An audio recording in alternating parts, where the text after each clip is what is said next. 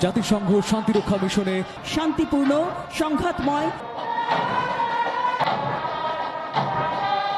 দীর্ঘ 18 বছর পর অবশেষে স্বাধীনতা দিবসে জাতীয় প্যারেড স্কয়ারের বাতাসে আবারও ধ্বনিত হল সামরিক বাহিনীর পদধ্বনি, ফিরে এলো বর্ণাঢ্য কুচকাওয়াজ।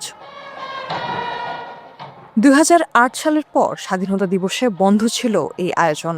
প্রায় 2 দশক পর আবারও দেখা মিলল জাঁকজমকপূর্ণ স্বাধীনতা দিবসের কুচকাওয়াজ। 26 মার্চ সকাল 9:30টায় শুরু হয় এই আনুষ্ঠানিকতা। বেলা 10টায় মিলিটারি পুলিশের শোভাযাত্রা দিয়ে মাঠে রাষ্ট্রপতিকে স্বাগত জানান প্রধানমন্ত্রী, মুক্তিযুদ্ধ বিষয়ক মন্ত্রী ও 3 বাহিনীর প্রধানরা। জাতীয় সঙ্গীত পরিবেশনের পর সশস্ত্র বাহিনীর সর্বাধিনায়ক রাষ্ট্রপতিকে সম্মান জানিয়ে দেওয়া হয় গার্ড অফ অনার। এরপরই শুরু হয় মার্চ পাস্ট।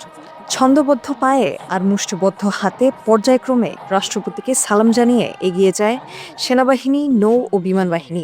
পাশাপাশি BGB, coastguard, police, Ansar, VDP, সম্মিলিত নারী কন্টিনজেন্ট এবং খোলা গাড়িতে বীর মুক্তিযোদ্ধারাও সালাম প্রদর্শন করেন। সম্পন্ন করেন।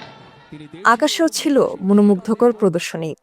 10,000 ফুট উপর থেকে পতাকা নিয়ে নেমে আসেন প্যারাট্রুপাররা। উড়ে যায় বিভিন্ন বাহিনীর এভিয়েশন ও এয়ারউইংয়ের বিমান ও হেলিকপ্টার। প্যারেড গ্রাউন্ডে ভারী যুদ্ধাস্ত্র এবং যান্ত্রিক বহর দেশের সামরিক সক্ষমতার জানান দেয়। এছাড়া অন্যতম আকর্ষণ ছিল বিমান বাহিনীর অ্যারোবেটিক শো। 5টি F-7 যুদ্ধবিমান বর্ণিল রং ছড়িয়ে প্যারেড গ্রাউন্ড প্রদক্ষিণ করে। শেষে MiG-29 যুদ্ধবিমানের ফ্লাইং স্যালুট ও ভিক্টোরি রোল প্রদর্শনীর মধ্য দিয়ে শেষ হয় এই চোখ ধাঁধানো মহড়া।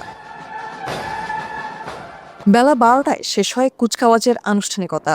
এরপর রাষ্ট্রপতি ও প্রধানমন্ত্রী প্রদর্শনীতে নেতৃত্ব দেওয়া কর্মকর্তাদের সঙ্গে কুশল বিনিময় করেন।